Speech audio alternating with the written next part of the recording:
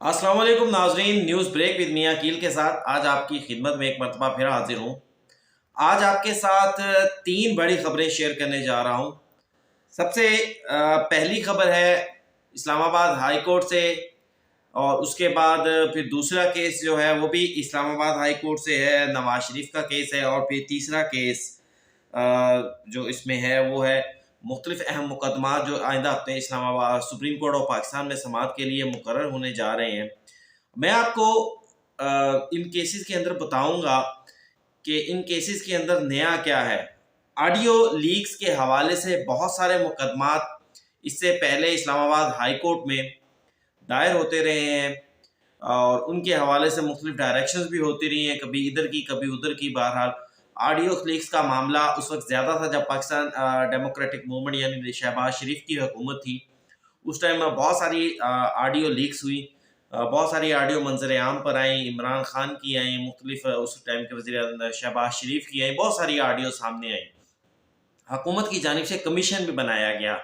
लेकिन देखें, ये बात हम सब जानते हैं कि ऑडियोज़ की रिकॉर्डिंग का मामला या फ़ोन कॉल टैपिंग का मामला, फ़ोन कॉल टैपिंग का जो इख्तियार है वो बहुत महदूद इदारों के पास है। हर शख्स फ़ोन कॉल टैप नहीं कर सकता, हर इदारा फ़ोन कॉल टैप नहीं कर सकता। पुलिस हो, स्पेशल ब्रांच हो, उनके पास ये इख्तियार नहीं है। चंद एक मुल्क के अंदर इदारे हैं, और उसमें से जो हमारी मालूमात के मुताबिक उसमें एक आईएसआई भी एक ऐसा इदारा है जिसके पास ये इख्तियार है। और इसके अलावा कुछ लोग कहते हैं कि आईबी के पास भी ये इख्तियार है, और कुछ लोग इसकी तरदीद करते हैं कि आईबी के पास ये इख्तियार नहीं है। बहरहाल बहुत सारे जो हैं लोगों का मानना ये है कि ये 2 से 3 इदारे हैं जिनके पास ये बराह रास्त इख्तियार है कि वो किसी की भी फ़ोन कॉल टैप कर सकें और उसकी रिकॉर्डिंग कर सकें। तो आज कुछ दिन पहले बुशरा बीबी की एक दरख्वास्त इस्लामाबाद हाई कोर्ट में कल एक दरख्वास्त दायर हुई थी। उस दरख्वास्त के अंदर कहा गया था कि बुशरा बीबी की ऑडियो के हवाले से, और लतीफ़ खोसा जो उनके वकील हैं उनकी एक ऑडियो टेप की गई, एक ऑडियो जो है वो पब्लिक की गई। उस ऑडियो के ख़िलाफ़ उन्होंने कल एक दरख्वास्त दायर की, और उस दरख्वास्त के अंदर ये मौक़िफ़ अपनाया गया था कि सुप्रीम कोर्ट इन ऑडियोज़ की टेपिंग जो है रुकवाए, और जो मुल्ज़मान हैं जो इनको ऑडियोज़ को रिकॉर्ड करते हैं उनके ख़िलाफ़ कार्रवाई के अहकामात दें। तो आज इस्लामाबाद हाई कोर्ट ने इसकी जस्टिस बाबर सत्तार ने इस केस के अंदर समाअत की। समाअत इंतहाई अहम रही। वकील लतीफ़ खोसा ने अदालत को बताया कि उनकी और उनकी क्लाइंट बुशरा बीबी जो कि इमरान खान की अहलिया भी हैं, उनके साथ होने वाली बातचीत को जो है वो रिकॉर्ड किया गया, और उसके बाद उसको पब्लिक कर दिया गया, और ये रंग देने की कोशिश की गई कि शायद कोई वो भाभी और नंदों की कोई लड़ाई झगड़ा है। बहरहाल लतीफ़ खोसा का मौक़िफ़ ये था कि अगर वकील और उनके क्लाइंट की जो होने वाली बातचीत है वो खुफिया होती है, वो एक राज होता है, उसको यूं पब्लिक नहीं किया जा सकता, उसके हवाले से फ़ोन टेप नहीं किया जा सकता। फिर लतीफ़ खोसा ने ये भी कहा कि ये उनका इस्तेहकाक होता है, कोई दूसरा इस कॉल को नहीं सुन सकता जो वकील और उनके क्लाइंट के दरमियान की जाती है। जिस पर जस्टिस बाबर सत्तार ने उन्होंने ये इस्तफसार किया कि जो चैनल्स हैं उनके ऊपर ये ऑडियो लीक नशर की गई, ये किस कानून के तहत नशर की गई, कौन सा इख्तियार है कि किसी भी शख्स की ज़ाती कॉल टेप करके उसे चैनल्स के ऊपर चला दिया जाए। और फिर उसके बाद जज साहब ने ये भी कहा कि वकील ने कहा कि जब ये क्लाइंट और मोक्कल के दरमियान बात जब की जाती है तो ये उनका इस्तेहकाक होता है कि उसको कोई दूसरा ना सुने। तो इस पर जज साहब ने बड़े अहम रिमार्क्स दिए। उन्होंने कहा कि बिग बॉस सुन रहा होता है। बिग बॉस कौन है? नाज़रीन, शायद बिग बॉस के हवाले से हम सब जानते हैं कि बिग बॉस कौन है, किसके पास सब इख्तियारात हैं। तो ये बिग बॉस का क्या है कि जज साहब ने किस तरफ इशारा किया है। लेकिन लतीफ़ वकील खोसा ने कहा कि सबको पता है कौन रिकॉर्डिंग करता है।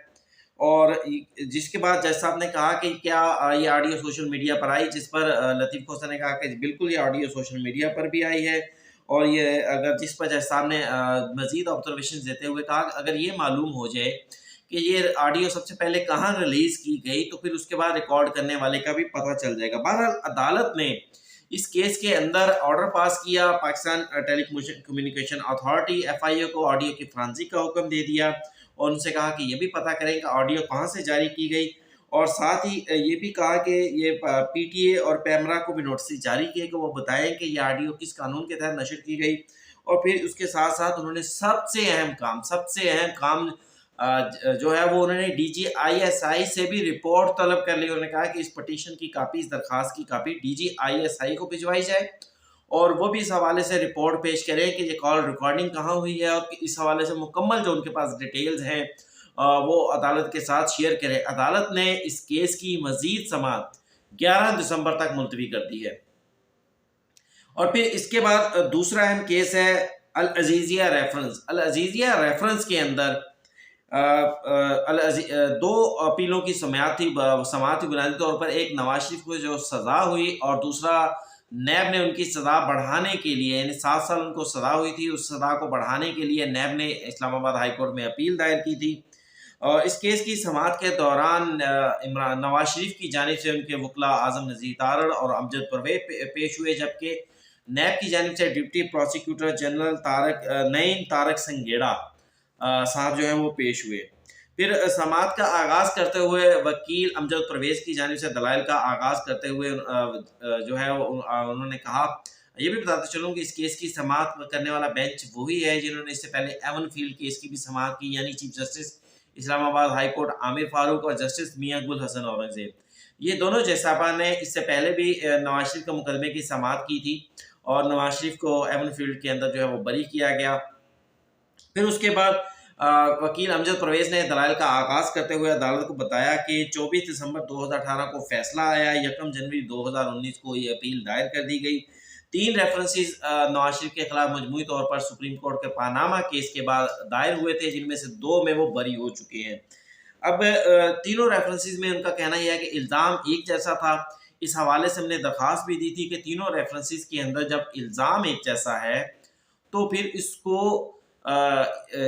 کو ایک ریفرنس کے طور پر ہونا چاہیے، 3 ریفرنسز نہیں ہونے چاہیے. بہرحال عدالت نے ان کی یہ بات نہیں مانی، ان کے خلاف 3 ریفرنسز بنا دیے گئے. اب فلیگ شپ ریفرنس کے اندر نواز شریف پہلے ہی بری ہو گئے تھے. ایون فیلڈ ریفرنس کے اندر اسلام آباد ہائی کورٹ سے یہ حالیہ کچھ دن پہلے بری ہوئے ہیں. اور اب یہ تیسرا کیس فلیگ شپ ریفرنس، یہ آخری ریفرنس ہے نواز شریف کے خلاف، جو کہ جس کا عدالت جو ہے آئندہ چند روز کے اندر یا ممکنہ طور کے اوپر جیسی آج کی سماعت تھی اس سے یہ لگ رہا ہے کہ عدالت شاید آئندہ سماعت کے اوپر ہی اس کا فیصلہ کر دے.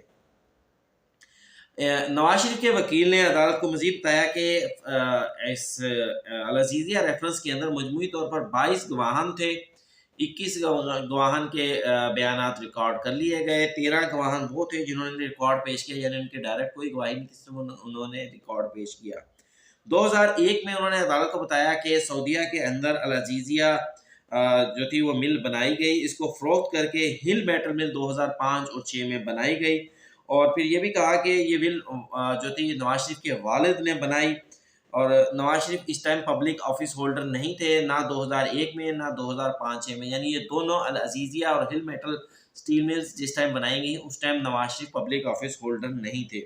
اس کیس کی سماعت کے دوران ناظرین سب سے اہم بات ہے یہ بھی ہے کہ اس کیس میں جس جج نے نواز شریف کو سزا سنائی تھی وہ جج ارشد ملک کی بعد میں ایک ویڈیو بھی آئی تھی، ویڈیو اسکینڈل ہوا تھا، بڑا ایشو اٹھا تھا، ان کی ویڈیو جو تھی وہ ایک منظر عام پر آئی تھی، بہت ڈیبیٹ کی گئی تھی. پھر ان جج صاحب کو عہدے سے ہٹا بھی دیا گیا، بعد میں ان جج صاحب کی وفات بھی ہو گئی.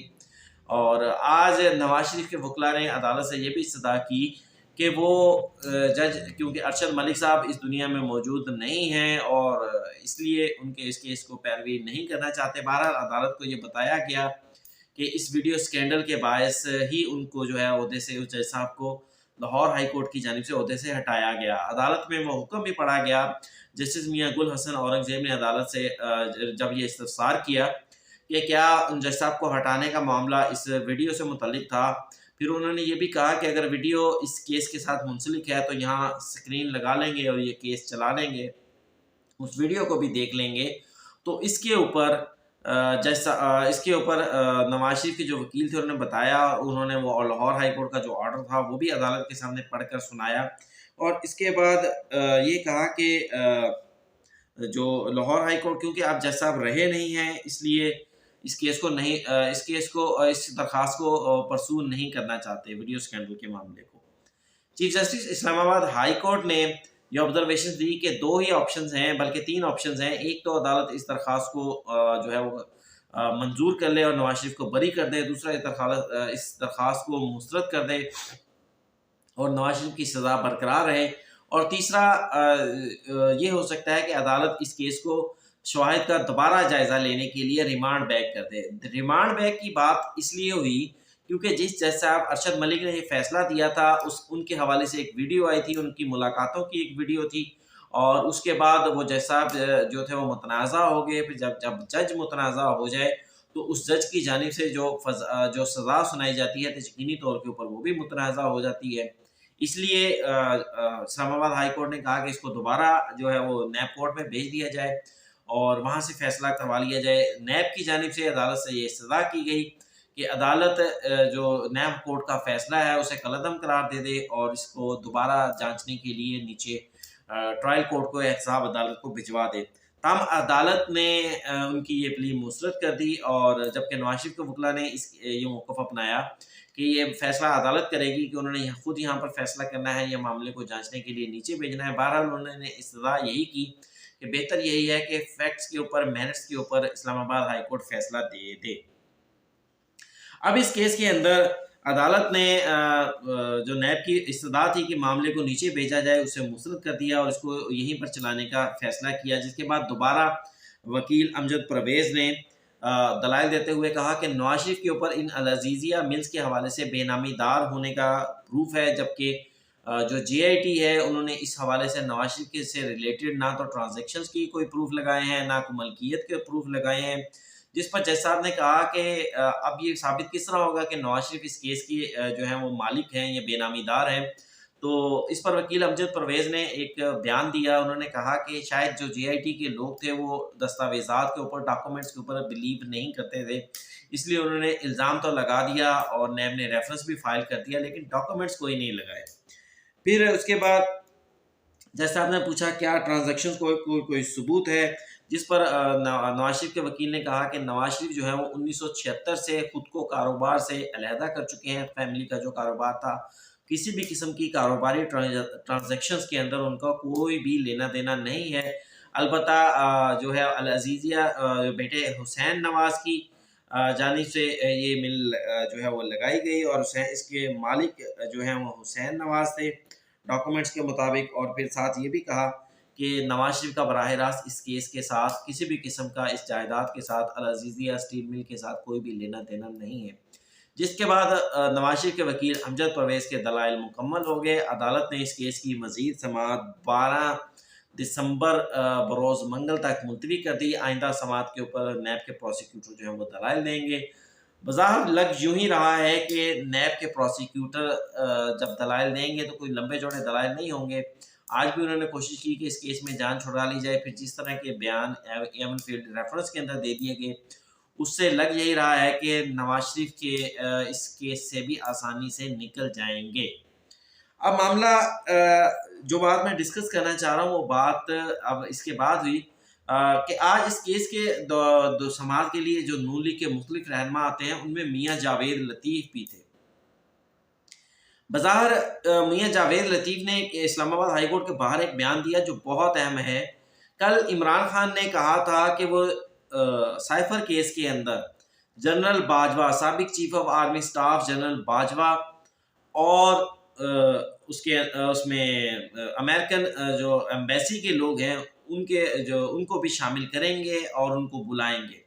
तो आज मियाँ जावेद लतीफ़ ने उनके इस बयान की हामी की, इसकी हमायत करते हुए उन्होंने कहा कि बहुत अच्छा है इमरान खान साबिक chief of army staff general Qamar Javed Bajwa को अदालत में बुलाएं और जनरल कमर जावेद बाजवा अदालत को ये बताएं कि वो किस तरह इमरान खान को लाए थे, किस तरह सुप्रीम कोर्ट के जजेस को जो है वो निगरान जो इनके मुकदमात के ऊपर जो है वो बिठाया गया।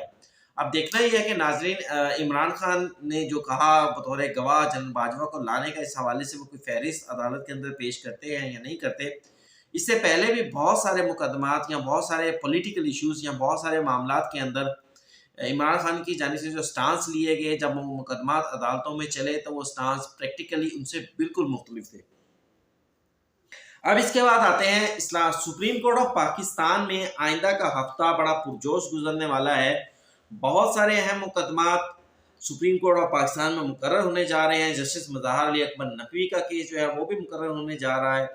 تاہم اس کی ابھی تک کاز لسٹ جاری نہیں ہوئی، اس لیے اس کے بینچ کی تشکیل اور ڈیٹ جو ہے وہ سامنے نہیں آئی. لیکن جسٹس مظہر علی اکبر نقوی بڑے ایکٹیو ہیں. کل بھی ان کی جانب سے 2 خطوط لکھے گئے، ایک رجسٹرار سپریم کورٹ کو جواب دیا گیا اور دوسرا کونسل کے جو ممبران تھے ان کو خط لکھا گیا. اور آج ان کی جانب سے جو سپریم کورٹ کی انتظامی کمیٹی ہے جو مقدمات کو سماعت کے لیے مقرر کرتی ہے، آج اس کو خط لکھ دیا گیا. اور اس خط کے اندر انہوں نے براہ راست بڑا کلیئرلی الزام لگایا کہ میرے مقدمے کو سماعت کے لیے اس لیے مقرر نہیں کیا جا رہا کہ جو 3 رکنی کمیٹی سپریم کورٹ کے مقدمات کو مقرر کرتی ہے وہی 3 ممبران یعنی چیف جسٹس قاضی فیض صاحب، جسٹس سردار طارق اور اعجاز الاحسن کونسل کے بھی ممبران ہیں. انہوں نے کہا کہ مفادات کا کوئی ٹکراؤ ہے جس کی وجہ سے میرے کیس کو سماعت کے لیے مقرر نہیں کیا جا رہا. تاہم آج خبر آ گئی ہے ان کے کیس کو آئندہ ہفتے سماعت کے لیے مقرر کیا جا رہا ہے. پھر بھٹو کیس کے لیے بھی چیف جسٹس قاضی صاحب نے 9 رکنی بینچ تشکیل دے دیا ہے. چیف جسٹس قاضی صاحب سربراہ ہوں گے سردار طارق، منصور ملک، یحییٰ آفریدی، امین الدین خان، جمال خان مندوخیل، محمد علی مظہر، حسن اظہر رضوی اور مسرت حلالی 9 رکنی بینچ میں ہوگا جو کہ 12 دسمبر کو بھٹو کیس سنے گا. اب اس کے بعد آتے ہیں جناب کے سابق جج اسلام آباد ہائی کورٹ شوکت عزیز صدیقی کا کیس بھی 14 دسمبر کو سماعت کے لیے مقرر کر دیا گیا ہے. چیف جسٹس قاضی فائز عیسیٰ اس بینچ کے بھی سربراہ ہوں گے. امین الدین خان، جسٹس جمال خان مندوخیل، حسن اظہر رضوی اور عرفان سعادت یہ اس بینچ میں شامل ہوں گے. تاہم سپریم کورٹ کے 2 اہم ججز جنہیں آج سے چند ماہ پہلے ہر مقدمے کے اندر شامل کیا جاتا تھا، جسٹس اعجاز الاحسن اور جسٹس منیب اختر، وہ ان دونوں اہم مقدمات کے اندر، ان دونوں اہم بینچز کے اندر شامل نہیں ہیں. اس کے یہ وہ آج کی جو ہے وہ دیکھنا یہ ہوگا کہ جسٹس مظہر علی اکبر نقوی کے حوالے سے جو بینچ بنتا ہے اس کے اندر کون سے ججز شامل ہوں گے. آج کے ویلاگ میں بس اتنا ہی. مجھے دیجیے اجازت. ویلاگ اگر آپ کو اچھا لگا ہو تو اس کو لائک کیجیے گا، چینل کو سبسکرائب کیجیے گا، شیئر ضرور کیجیے گا اور دیجیے اجازت. اللہ حافظ.